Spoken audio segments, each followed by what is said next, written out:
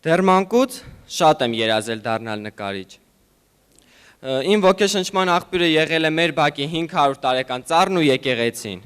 Դե փոքր ժամանակ հաճախեցի դպրոց, շատ էի սիրում նկարել։ Դասերի գրավորների ժամանակ նկարում էի եւ ոչ մի դաս չէի անում։ Դե իհարկե ուսուցիչներս դա նորմալ չէին ընդունում եւ քանի որ մայրիկս էլ դպրոցում ուսուցչուհի էր,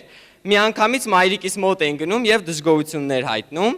Բայց ես մեկ է էլի ու էլի նկարում էի դասերի ժամանակ։ Դասերը վերջանում էր, գալիս էի տուն, հարևանների պարիսպներին էի սկսում կավիճներով նկարել, ասֆալտին եւ այլ տեղեր։ Մի խոսքով որտեղ տեսնում էի, որ կարելի է նկարել, նկարում էի։ Հետո փորձեցի ծնողներիս հետ խոսել, որ ինձ տանեն արվեստի դպրոց եւ ցանկանում էի դառնալ մեծ նկարիչ ապագայում։ Դե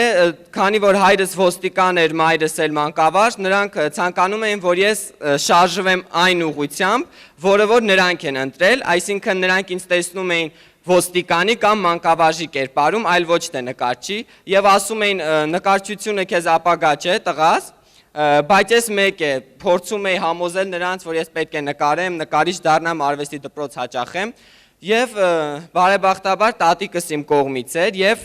շատ բանակցություններ վարելուց հետո հայրիկիս եւ մայրիկիս հետ հաճախեցի արվեստի դպրոց եւ արվեստի դպրոցում առաջին դասս էր երբ մտա դասարան սկսեցի նկարել, տեսա մի երեխայի, որի հետ նաեւ իր մայրիկն էր նստած եւ զարմացա, թե ինչու է երեխան եկել նկարության եւ մայրիկը իր կողքը ասում է դու պետք է նկարես տղաս, դու պետք է նկարես եւ երեխան լացումա չի ուզում նկարել, մատիտը չի ուզում ցխտին կպցնել նկարել, այսինքն չունի այդ սերը նկարչության հանդեպ, բայց ծնողը մեկ է ստիպում է, որ նա պետք է նկարի։ Եվ շատ հիասթափվեցի նման փաստից, որ կան նման ծնողներ, որ երեխաներին ստիպում են զբաղվել նրանով, ինչով որ երեխաները չեն ցանկանում։ Եվ 8 տարի նկարչության դպրոցում սովորելուց հետո